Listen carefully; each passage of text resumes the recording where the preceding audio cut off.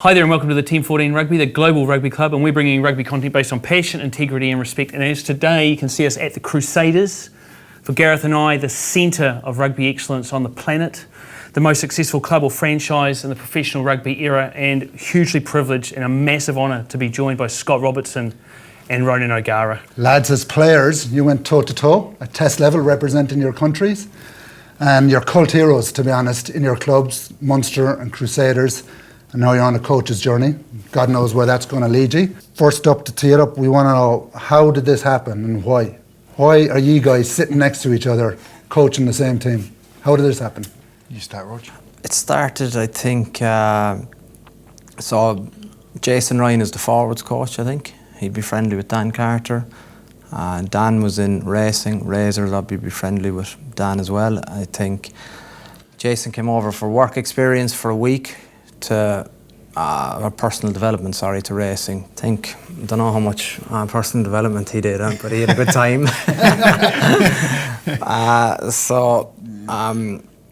I think it's only when you're working on a daily basis you get to know guys. So I was working with Dan, and it was a big challenge because everyone probably thought that he was in retirement mode, relaxed, but the guy is a driven competitor and he really wants to get the best out of himself till the very, very end. So I was enthralled by that, and I just got a good relationship with him essentially, and he obviously is from here. So as you do, you keep chatting to the circle of friends that you know, even if you've left him 10 years ago, he still has a great relationship with the club. So it kind of just started with a bit of a, will you ever coach outside France or outside Ireland? And I said, yeah. And then 3 weeks passed by, there was nothing, and then he kind of asked me again, and I said, there's something up now because Dan doesn't just... That was a loaded question, Mike. Yeah, I think so, you know. So it was... it just started with that, really, and then nowadays with technology, which I'm a master of. It's another question. It's another question. With WhatsApp, I just got chatting to Ray, and it just kind of took off from there. Brilliant. So the why, Scott, like you were looking, Liam McDonald was gone, so you're looking for someone. How did this guy fit the bill? First, I was really open. I thought I wanted someone that was going to come in and give us some different ideas. And when Jason mentioned Rog in a conversation, I rang him up, said, how's a PD going? And he said, look, it's great. The Champs-Élysées is going good. So he obviously had a good time over there, and he mentioned Ronan's name, and I thought, that's a bit different, I'd be interested. And then I rang Dan first, just to sort of clear it up, and then I rang Rog, and there was a lot to get through because he had to get released from the club, and obviously he's got a family of, he's got 10 kids. Yeah. 5 kids. Oh, five. That's a rumour start. He's got 5 kids, and we got him a bus when he to put the army in. That's a true story. It's interesting. I do have a bus. Well, not a full-size bus, but it's a bus van, should we say. Van, it's a big old setup. And he, so I ended up, making the decision on what I wanted as a point of difference. We had all our structures and our systems that I thought had worked, because obviously had won.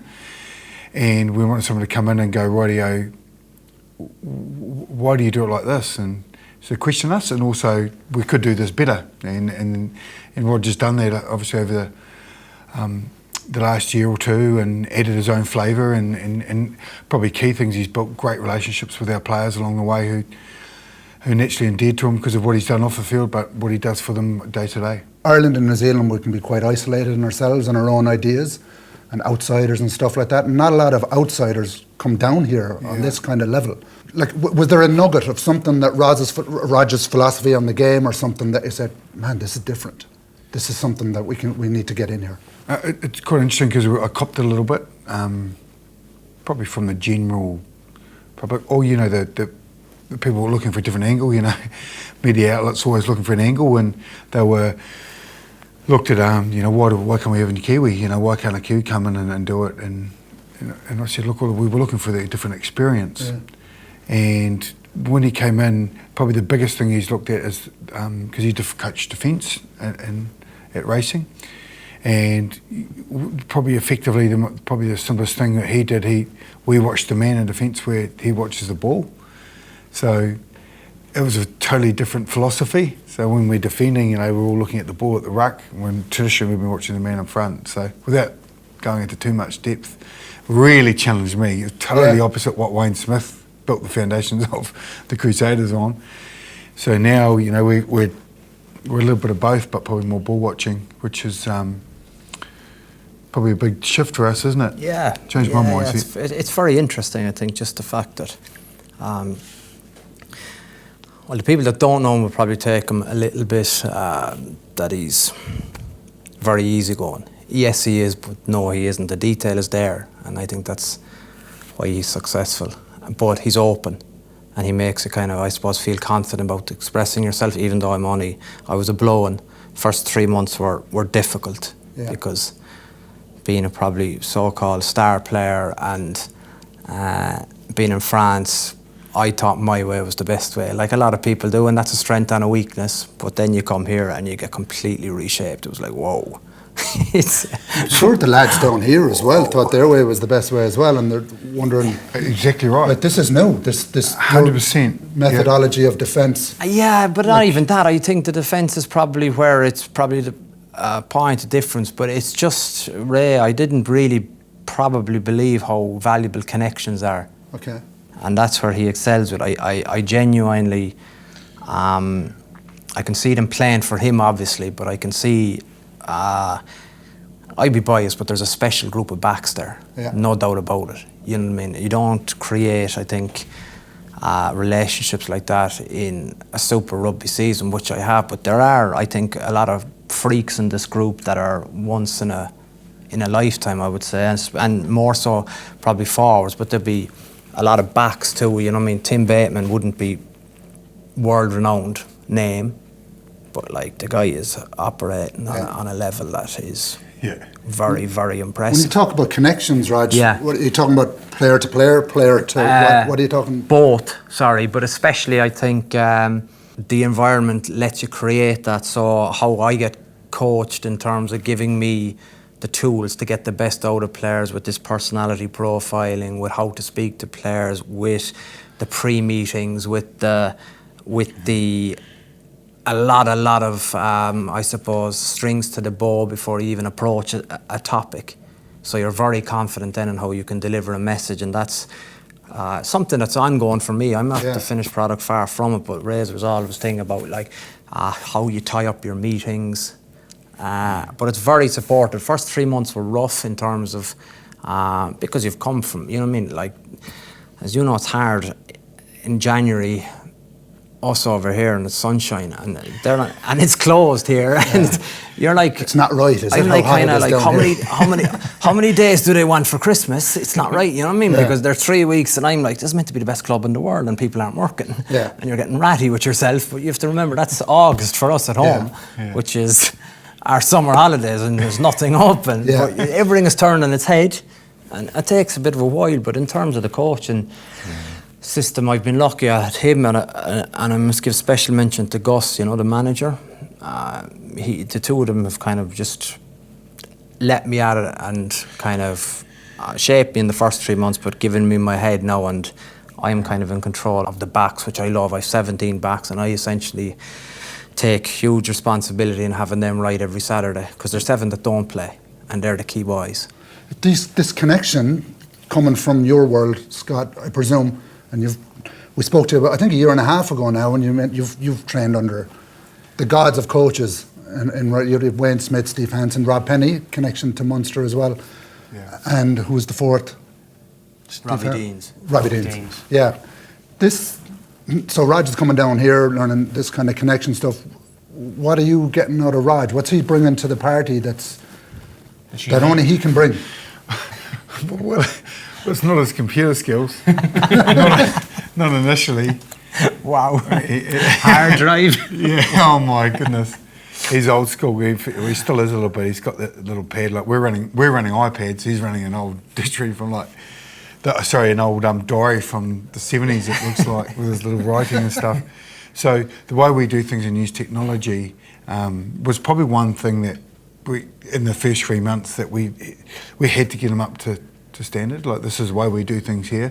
So we had to get out with here. Like, he's got an unbelievable understanding of the game, but how is he going to deliver it? That was my job, and Angus Gardner, as mentioned before, as a general manager, to actually bring that out. And Gus is a teacher, so we played together here, and then he went into a management role. Now he's general manager, so there's contracts in that as well. But because he's got a teaching background, he understands all the different methodology and pedagogy of actually how to coach. So I got him to sit in the back of the room, because I was in the forge room here with Jason Ryan.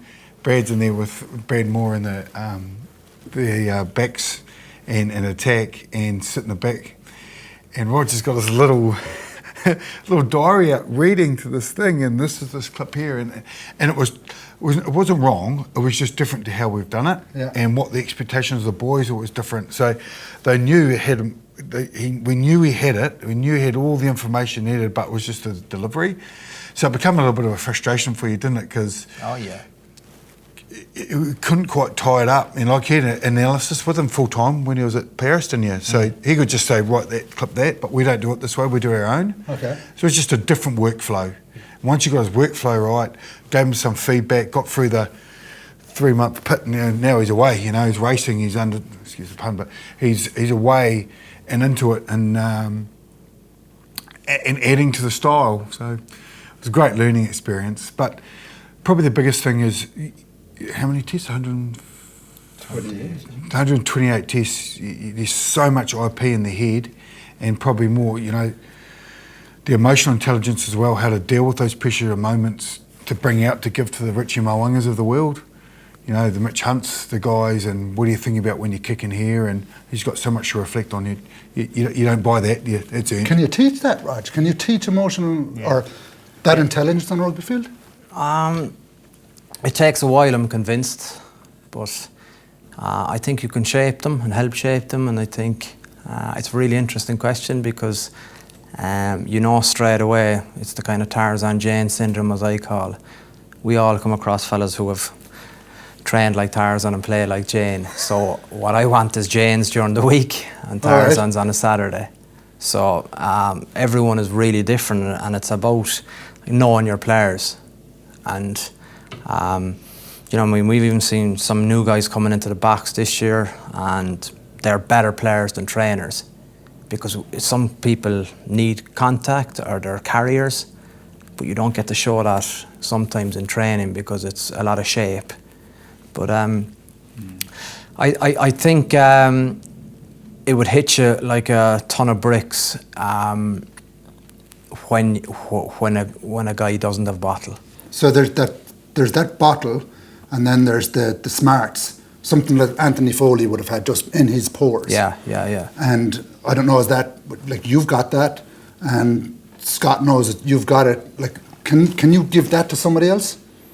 I think you can definitely. You can coach it? Yeah, I think so. We're big on habits here, and changing habits, and understanding what a habit is and how you work that. And I think you can most definitely make, shall we say, mentally brittle players into mentally tough players. Okay. And that's, I think, what really make good players great players. That's super fascinating, because when Gareth phoned me and said, "Oh, you've signed at the Crusaders," I couldn't have been happier. Honestly, Ronan O'Gara coming down 128 tests, one of the great game managers of all time, coming down to impart that knowledge to Kiwis. This is remarkable. Like, this is how I was saying. So you're saying they can learn it, you can make mentally weaker players stronger, and they have to be sponges to take it in? Because that interests me too, that game management, because the game is changing too, and there's a lot of power athletes and there's a lot of things, but that's one thing that I think still really a top coach would appreciate in their halfbacks, that game management. And it's stripping out of the game. Even game one this year against the Blues, to me, observing it and analysing it on Sky, it looked like that's what you guys had in abundance. Like, there was key moments winning, like even the way Matt Todd was speaking to the referee, there was a lot of battles that had been won. There was a moment that we just caught Luke Romano slapping Joe Moody's arm at one stage. There was a moment there when a message had to be delivered. You know, back in AIL days, Shannon, this kind of Munster Crusaders had it. It's not just mental toughness, but there's something that's a different way of looking at the sport. Because it just seems to come out of this club. Yeah. That's his area of expertise. It's team cohesion. It's actually is a term called teamwork index, which the amount of times people have played together, so the combinations, and if they've come together and they've played together. So, for example, us use a context here. You've got so Mitch Drummond come through with a Richie Mo'unga, or Richie Mo'unga coming through with a Ryan Crotty, and then Ryan Crotty playing with Jack Goodhue. So they've all played with each other along the way. So when the young Mitch Drummond and Richie played all their age group together, came through the New Zealand 20s, which I coached. They came through from our own academy, so all their language, all the structure, all their training was done together. So one guy would give him a wink and you understand what he meant. Yeah. We didn't even need to say anything. So they had a lot of combinations. And then when you say the next level, you've got a Ryan Crotty who's been the Crusader for X amount of years, has been outside of Dan Carter, good apprenticeship. He's come in and he's connected with Richie Mo'unga, and this is how we do it here. And then as you can see, so the teamwork index and amount of time you played together, not just on the field, but we're trained off the field now as well. And then you go to test rugby, the next level becomes innate, the understanding, and that's what you're talking about. Yeah. You know what you're like under pressure. I know what Gareth you will do under pressure and how I can get you out. Romano Moody. Yeah. You end up understanding how the person reacts and what they need. Yeah. So it's teamwork, and that's why, over a long period of time, if you keep a consistent retention in your group, and a lot of them come from within locals, Munster, so they care about the team foremost. They come through your structure and they've played together for long periods of time. So when under pressure, you've got a massive amount of trust and understanding. That's really interesting, that retention, because that word came up when we spoke to you last time. It was recruitment and retention, and you've recruited Ronan, and or vice versa, you've joined, and you keep just recruiting these players. You just keep coming into the Crusaders, and the way you've got this teamwork index, and you drop someone in there, and they're next to experienced players. Is this something that can be taken out of Canterbury, out of the Crusaders, and spread out to the world, or is this something that is embedded here? Because it looks as though you were brought down from the Bay, from Mount Maunganui, where we now call home, come down here, put into this system, and it's just breeding winners. Like, how does that work? Well, your system does it. The structure that Alex Ferguson talks about, you look after your academy, and the academy will look after you. So if you buy players, that's what you do. You're actually just buying a player for their talent. Yeah. What you want in a group, you want that talent to be able to play in growth and get better and trust your systems and trust your structure. So if you keep buying people in all the time, your teamwork index keeps changing, because you're changing partners, you're changing the person they're beside, so you lose a little bit of trust. And they've normally come from another place, so they've come from another team and they've done it in a different way. And then they've got to relearn, so they've got a habit, so we don't do it like there. But no, actually, this is how we do it. So that's why the growth from within's quite important, and retention, and so for a long period of time.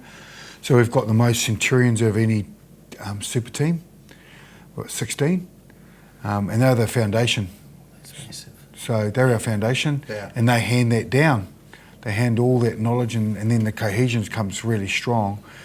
So I think it's really important. We've got a hugely successful academy. We've got incredible guys that are the managing it, so managing the young men on and off the field, and coaching. And our first call is, if we're 50-50, if we want someone to come out or someone local, we'll take the local, because we know that the experience and that they've come through with, we'll take. And look, if we need a set of Tamanivale, we'll go get one. We We haven't got them in our academy, we're all going, but we're smart around that. And you need your profile, but the core, you don't. So 80-90% I think critical. it's really important too that, players, everyone talks among themselves too, so we want players out there wanting to come here. And that's what happens, this place has got a name. Yeah. And it's like Man United in its prime. It's, you can see someone like Sevu Reece, how appreciative he is to be here, genuinely, and such a great young guy to come in, and he's just he's very, very grateful. But he talks to people, and he kind of go, I want to go to Crusaders. Yeah.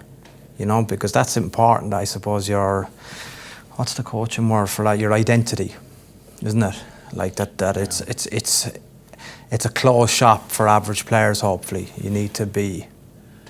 It must be fascinating, Ronan. Like I've probably listened to you for about 18 years in interviews, right? It sounds like a long time, but where I come from, It's gone quickly. The pro game, you've gone up. I've listened to you a lot, and in an article at the end of the year after your first year coaching, you said this place has changed you. And listening to you, I think over the last 6 months, you've changed radically, it seems, even from some, I don't know you. Yeah. And there was a glass half moment full Yeah, thing around the Hurricanes. I told You Ray told that story, but but maybe I told the world. Maybe he's not aware of it. but it seems to have changed your character, not just your philosophy and coaching. It would have. I think, as you said, a lot of people wouldn't know you because they know you as the player, but they don't know you as the person. And I did a documentary, and thankfully came out of that well, because I would have been seen as grumpy, but I was a worrier. Yeah. Massive worrier, like, in terms of, and the kicker. And as you know, Ireland's a small place, and I actually thought that everyone in Ireland or Munster watches my game, and that's the only thing they'll watch. And it was so important, you know. That was the internal massive stress I put myself on. Was that the bubble the whole team would have? Because Paul O'Connell said similar things. Yeah, well, Paulie's special too, and he's a bit different, you know. I don't mean special too in terms of myself. I mean, he's a very special person. Yeah. But it was just, I think I needed that to perform in one way, but then I didn't really. I wish you kind of could have enjoyed it more. But racing was different because the coaching was a little bit new to me, and I really enjoyed it, but it was very much probably a cog in a management team, while here it's like a Formula One team with the efficiency with how it runs at a pit stop. Yeah. That's how this place operates. Like, we are really dependent on each other, led by Ray, in terms of we got to have this run and maximisation, get it going. I can remember the light bulb moment. Yeah, I can remember exactly where I was standing on the pitch. When I said it to Ray, I can remember the exact conversation. He just goes, "Man, I just don't see it like that." And he wasn't acting; he was genuine. The point was, I suppose, that it was kind of my past was influencing my thought process. While, he's genuine. He was kind of going, "Oh, I don't see it like that," you know. I don't want to embarrass you, Scott, but you seem to be a very special person within our game, and the secret is starting to seep out. I'm sure that the people within these walls know it.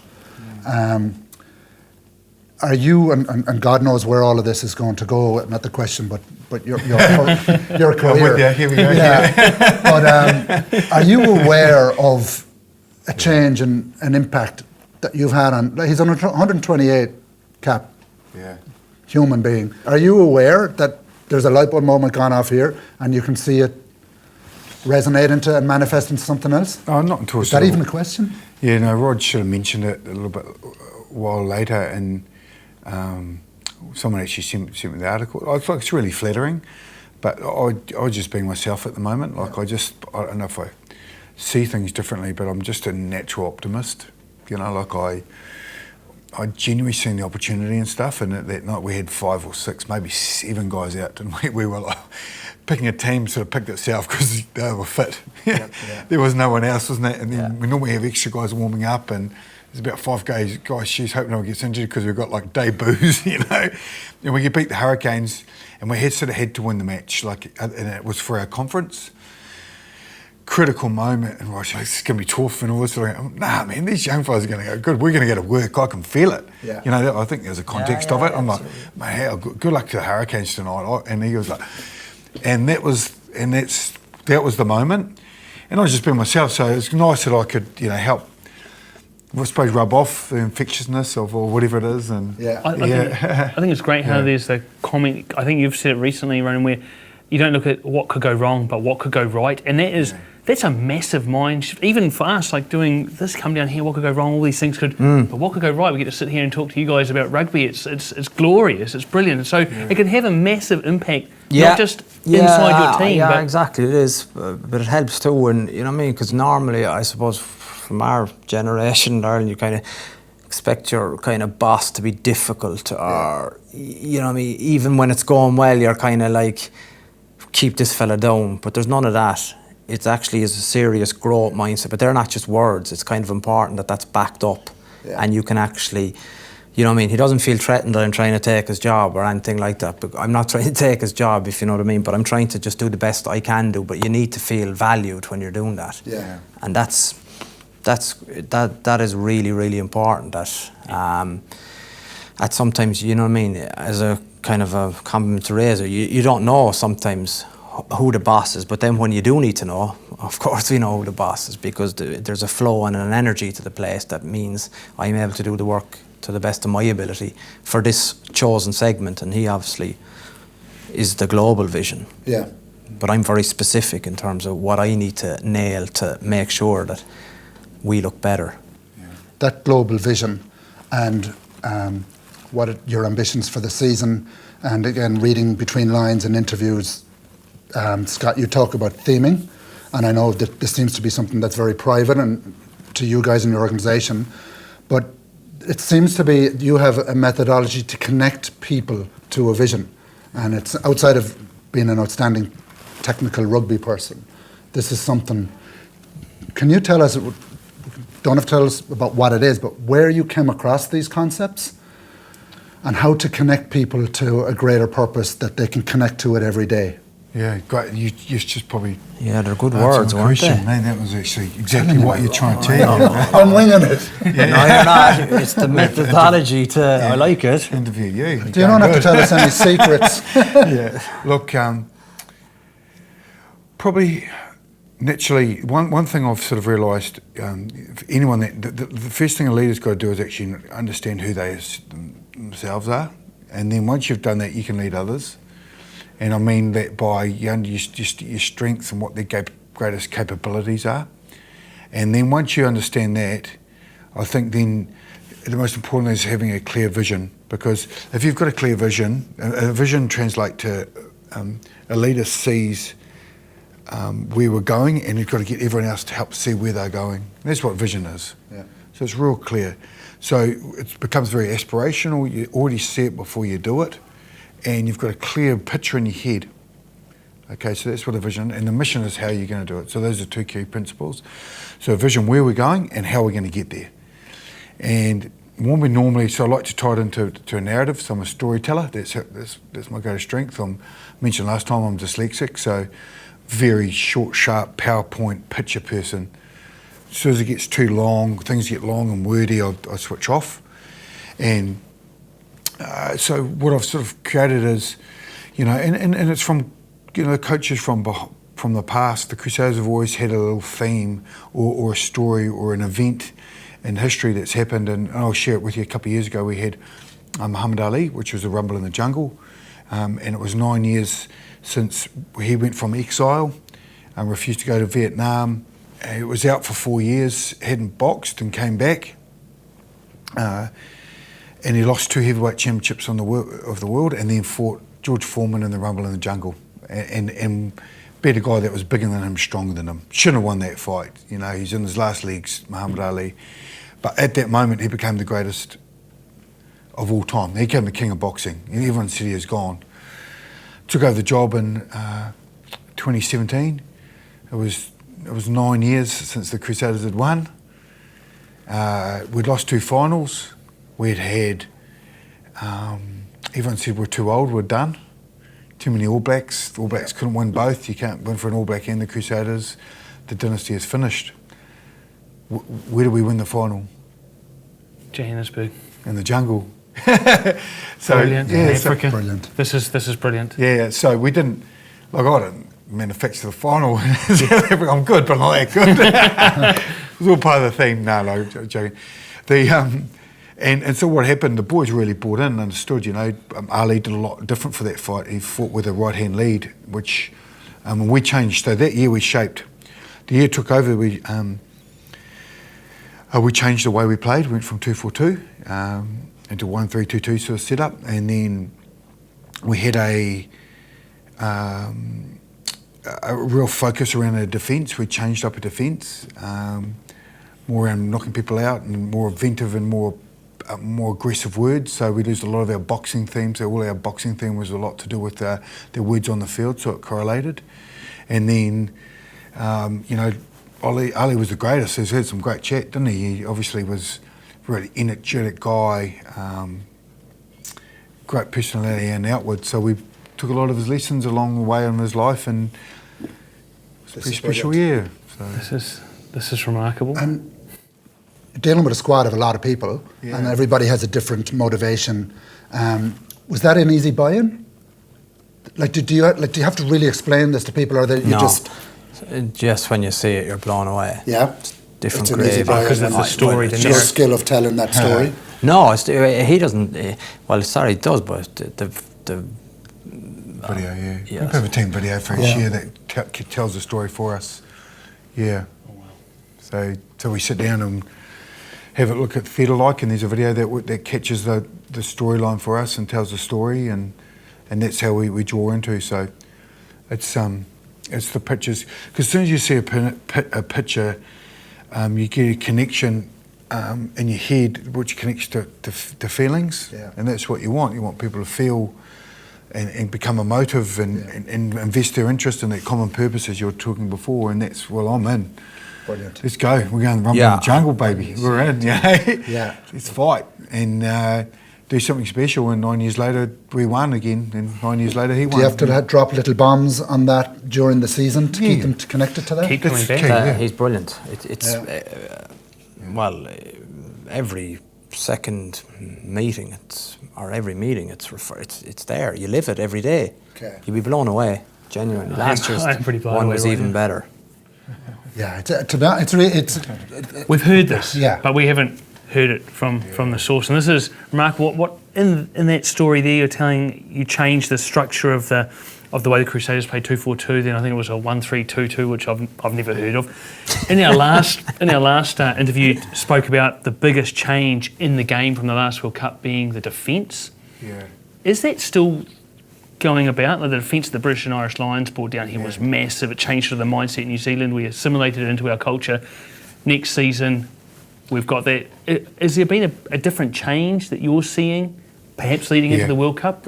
Well, it gave us an understanding when Ronan, when I was talking about how we started out with defence, sort of what he's brought for us is actually understand what they were trying to achieve and how they've done it. So the idiosyncrasy behind why they're defending like that, like I was saying, from the man to the ball, totally different for us. And our mindset and good luck getting it to the edge will stop you to get there. So a lot of those things, and the spacing's changed and our roles have changed. So, and our mindset changed around it with it. So we've become much more aggressive. Looking forward to the end of this year, the Rugby World Cup, what's coming regarding the way the game has changed? Is it like backfield defence? Probably. Kicking attack? I think that for the first two rounds of the Six Nations, anyway, that has been, I think the major standout for me has been attack and kicks. And the accuracy, I suppose, nowadays I think you need 7 backs who are capable of, I wouldn't even call it kicking, but pushing the ball through, if you understand me. So a lot of these is in motion. When everyone thinks of kicking, they think of static. Those days are over. There's no one kicking the ball static in rugby anymore, bar off a full hand. So, like the way teams. What do you mean by a full hand? Full penalty. Okay. You know, so you have time actually you take as much time as you want to kick the ball, but sometimes that's a different discussion for another day. Fellas are kicking it end over end 30 yards instead of actually rewarding their forwards and punishing the opposition by going for a minimum 40-metre kick. Yeah. But I think, attack and kicks are back in because there's 13 in the front line. But there's plies to stop that as well. Yeah. With the 13 in the front line is something we've seen quite a bit of. Well, especially Northern Hemisphere teams. And I think what I've been blown away with Super Rugby, it's like, it's all out attack. You know, I think that has been the history of the competition. And rewarding skills. But where I'm coming at it from is like, why would you let a Fijian or a New Zealand outside back run? Can't. Yeah.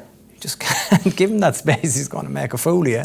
So you have to kind of change the setup completely, because it's just like, it's a bit like, I was just Newcastle or Kevin Keegan back in the day, like, we'll score 4 but they can score 3. Yeah. But I'm kind of going to them, well, why let them score at all?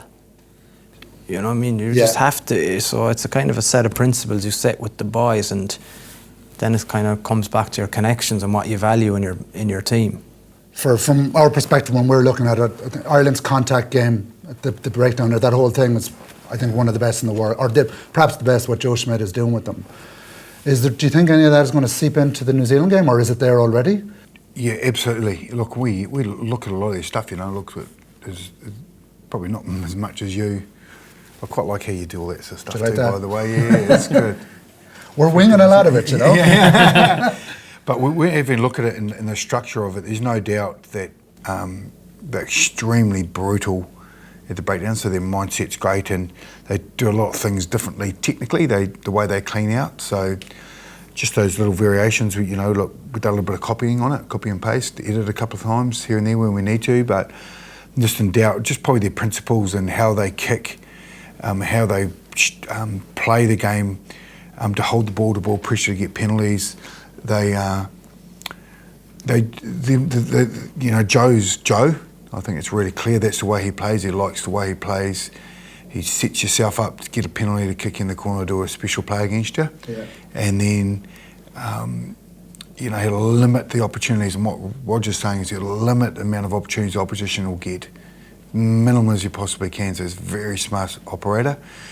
To do that, you have to be really smart around the breakdown, and they're bloody good at it. You mentioned a couple of days ago about your interest in throwing your hand into a big job in this country, the biggest job in this country, and you're into it, which is really cool to hear.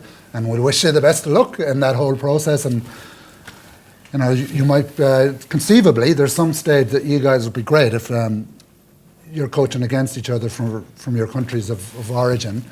Would you follow him, Raj, into the black jersey? Great question. Because as a Kiwi fan, mega fan, I would call myself, if he goes, I'd like you to go with him, to be honest. Yeah, of course. It would be You brilliant. learn a lot. It's incredible. So is that something that you would look at? Of course, yeah, because I think I was the first outsider to come into Crusaders, you know. So the game has changed, and I think I think you can't underestimate what happens at pitch level too. I think you need that. For me, I know now what my session tomorrow is, what the captain's run is, and then Saturday night is the Hurricanes at home, and then you completely wipe the slate clean and you have a good meeting on Monday morning with the boss and plan for that week. Short-term focus is I think one of my learnings out of it, because it's you're on a train, an express train, and you don't want to get off. It's I don't know. You know, there's also a road up north as well, Scotty. He can drag you up and make you green at some stage as well. It's not all black, you know. Yeah, true. I guess we just want to say thanks, lads. Yeah. Great job too, guys. You obviously got a good following and fan base, and I know, Roger support you. Well done. Cheers. Cheers, Thanks a thank million, you. lads, Yeah. and best of luck for the season. Yeah, cheers. Thank you very Cheers, much. Raj. Cheers, Raj. Good man, Scott. Yeah, cheers. This is awesome. Brilliant, lads. Thanks. Thank you. Cheers.